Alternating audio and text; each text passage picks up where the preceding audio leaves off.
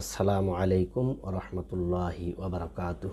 বিসমিল্লাহির রহমানির রহিম।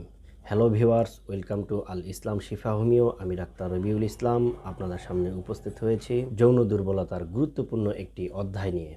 তাই যারা এই বিষয়টি জানতে চান ভিডিওটি সম্পূর্ণ দেখুন, আর যারা আমার ভিডিওটি প্রথম দেখছেন এখনও চ্যানেলটি সাবস্ক্রাইব করেন নাই, ভিডিওর নিচে সাবস্ক্রাইব বাটনে ক্লিক করে চ্যানেলটি অবশ্যই সাবস্ক্রাইব করে নেবেন।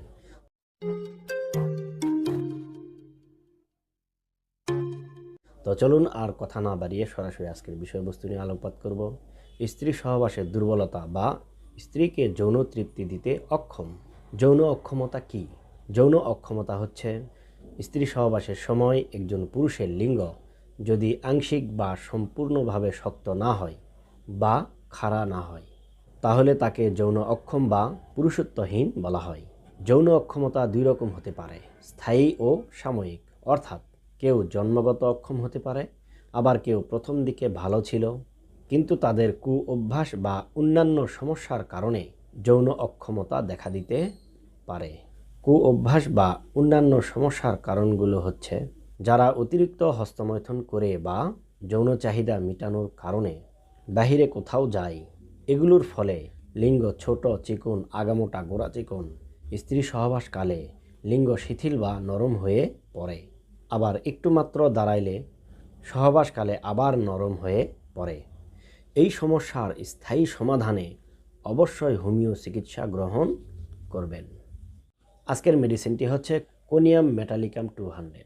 স্ত্রী সহবাসের ইচ্ছা অনেক কিন্তু পারে না। লিঙ্গের দুর্বলতা। রোগীর স্ত্রী সহবাসের ইচ্ছা অনেক কিন্তু স্ত্রী সহবাসে সম্পূর্ণ অক্ষম। স্ত্রীলোক দেখলে বা আলিঙ্গন করলে, এমনকি মনে মনে ভাবলেও অসারে বীর্যপাত হয়ে যায়। লিঙ্গ সম্পূর্ণভাবে দাঁড়ায় না, যদিও অনেক চেষ্টার পর একটু দাঁড়ায়, আবার নরম হয়ে যায়। তারপর হতে দুর্বলতা ও মানসিক কষ্ট আসে। রোগী ক্রমশই এক প্রকার মানসিক রোগাক্রান্তে ভোগে। সঙ্গম ইচ্ছা চেপে রাখার কারণে যৌন দুর্বলতা। অন্ডকোষ শক্ত এবং বৃদ্ধিপ্রাপ্ত হয়।